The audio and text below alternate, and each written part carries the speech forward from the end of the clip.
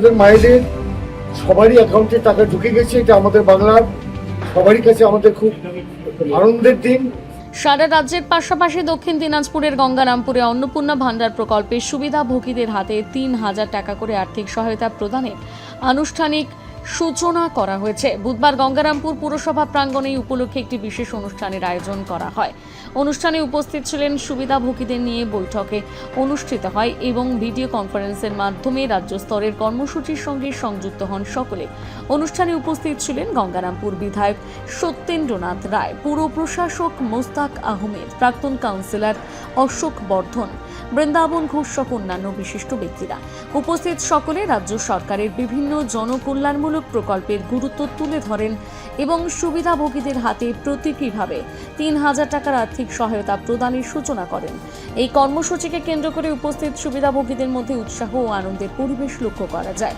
এই বিষয়ে বিধায়ক সত্যেন্দ্রনাথ রায় জানান, অন্নপূর্ণা যে যোজনা, সেই যোজনায় টাকা ১ কোটিরও বেশি মহিলাদের জন্য আজকে বরাদ্দ করলেন এবং টাকা ঢুকিয়ে দিলেন। আজকে আপনাদের মায়েদের সবারই অ্যাকাউন্টে টাকা ঢুকে গেছে। এটা আমাদের বাংলার সবারই কাছে আমাদের খুব আনন্দের দিন এবং খুশির দিন। আমরা এটা দেখলাম কিছুক্ষণ আগে এবং এই কাজটা সমাপ্ত হলে এরপরে আমাদের মায়েদের জন্য যে স্কিম, আপনারা গোটা বাংলায় north Bengal state transport, south Bengal, Kolkata, এইসব জায়গাগুলোতে আপনারা বিনা পয়সায় জার্নি করতে পারবেন, ভ্রমণ করতে পারবেন। তার জন্য আপনাদের একটা কার্ড দেওয়া হবে। সেই কার্ড পেলে আপনারা সবাই মিলে যাবেন। এই কারণেই কার্ডটা দেওয়া হবে, যারা সরকারি কর্মচারী মহিলা তারাও যদি এই কার্ড পান তাহলে সেখানে অসুবিধা হবে এবং সেটা আমরা চাইছি না। একজন মানুষ দুটো বেনিফিট পাক, একটা বেনিফিটই পাবে। সেই কারণে যিনি চাকরি করছেন তিনি এই বেনিফিট পাবেন না।